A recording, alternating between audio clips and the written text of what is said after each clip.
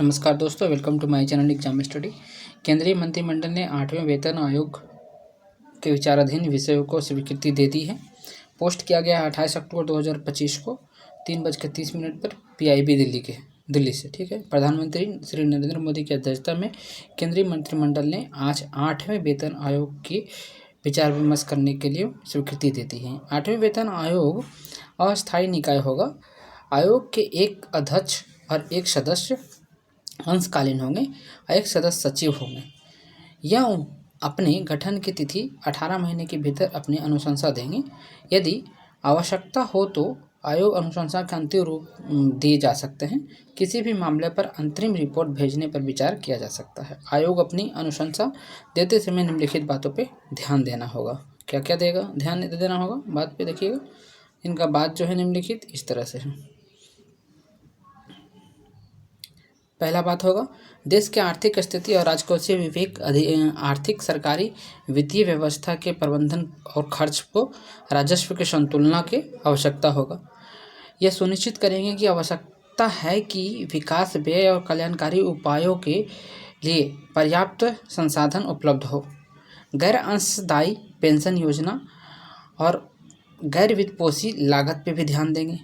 राज्य सरकार की वित्तीय स्थिति पर अनुशंसा एवं संभावित प्रभाव जो आमतौर पर कुछ संशोधनों के तहत अनुशंसा की स्वीकृति करते हैं और केंद्रीय सार्वजनिक क्षेत्र उपक्रम और निजी क्षेत्र के कर्मचारी के लिए उपलब्ध प्रचलित परिश्रम संरचना लाभ और कार्य स्थिति को देखते हैं। पृष्ठभूमि समझिएगा। केंद्रीय वेतन आयोग का गठन समय समय पर केंद्र सरकार के कर्मचारी के परिश्रम में ढांचे, सेवानिवृत्ति लाभों और अन्य सेवा शर्तों के संबंध में विभिन्न मुद्दों पर विचार किया जाता है।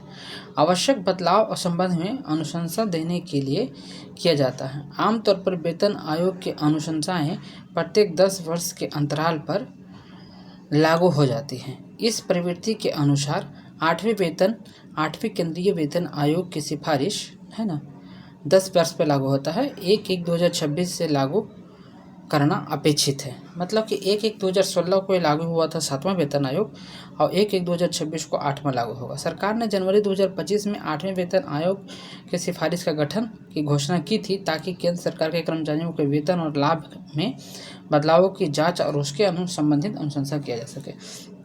सब कुछ ठीक ठाक रहा तो जनवरी 2026 को जो आने वाला है उससे 8वें वेतन आयोग लागू हो जाएगा। तो इससे लाभ क्या क्या होगा जो समझते हैं। देखिए, 8वें वेतन आयोग लागू हो जाने से जिनका वेतन अभी 40,000 है उनका वेतन 60,000 चल जाएगा। ठीक है, उनका वेतन जो है ना 60,000 हो जाएगा। और जिनका वेतन 30,000 है उनका वेतन 40 हो जाएगा। ठीक है, जिनका 25 है उनका 30 हो जाएगा। समझ में आ रहा है? इतना डिफरेंट होने वाला है। ये सरकारी कर्मचारी होंगे उनका, प्राइवेट वाले का कुछ नहीं होगा इसमें।